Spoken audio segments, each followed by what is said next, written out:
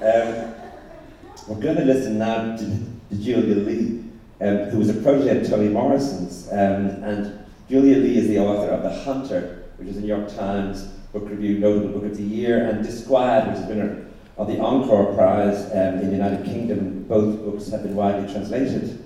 In 2011, she wrote and directed a movie, a feature film called Sleeping Beauty, which was selected for the main competition at Cannes. And in 2002, 2003, she was mentored by the Nobel Prize winner, Toni Morrison. Julie, can you give us an account of what that was like? Yeah, sure. I was part of the first round of this program, so the program wasn't in existence, and at the time, I'm Australian, but at the time I was living in Paris, and an email came into my inbox. I think it was titled Rolex Mentor and Protégé Arts Initiative. I'd never heard of it. To be very honest, I was quite suspicious of corporate involvement in the arts. I was like, what is this? And I started reading down the page, and then I saw, would you like to apply? Your mentor will be Toni Morrison. And at that point I was, well, it's good enough for Toni Morrison, it's good enough for me.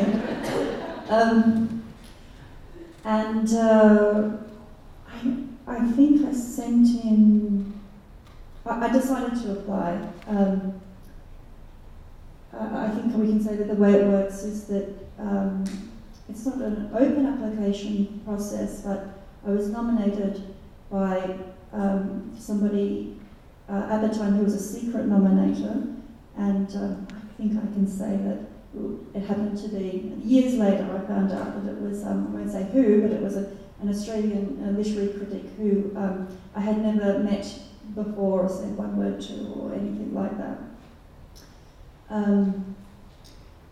So I sent in some materials, and then the three finalists came to Princeton to meet with Toni, and I can't remember what we did. I think we just all sat around and had a talk, and that was that. I was just thrilled to get the trip to America. I thought that was great. To stop there, and so I was delighted to hear that I had been selected for this process. Also, I knew, frankly, there are no miracle cures for one's artistic life, and a bit like what Peter was saying, both Toni and I were aware that, a writer really does, we really do work alone, and really do work alone. It's not this sort of collaborative thing. The way it sort of played out was I was working on something and I would send excerpts, and as you will all know, Toni was a brilliant editor before she wrote her first book at 39, by the way. And so it was quite helpful then. She would effectively do a kind of a copy edit on these excerpts. For example, I never heard of putting TK in a manuscript. I don't know if you've heard of that. Have you heard of this? Have you seen it? It means it's what journalists do, I think. It's like to come back to. So it's kind of a strange gift in a way, because perhaps you should push through that difficult moment and not come back to anything. Perhaps that is part of the real challenge in writing. But yeah, sometimes now if I'm not wholly convinced by something, but I want to move ahead, I'm impatient to move ahead, I might put a little TK in bold in the manuscript just to remind me to have another look at that closely on the second pass through. That's a tiny little thing. But I suppose, more broadly speaking, just simply Toni Morrison's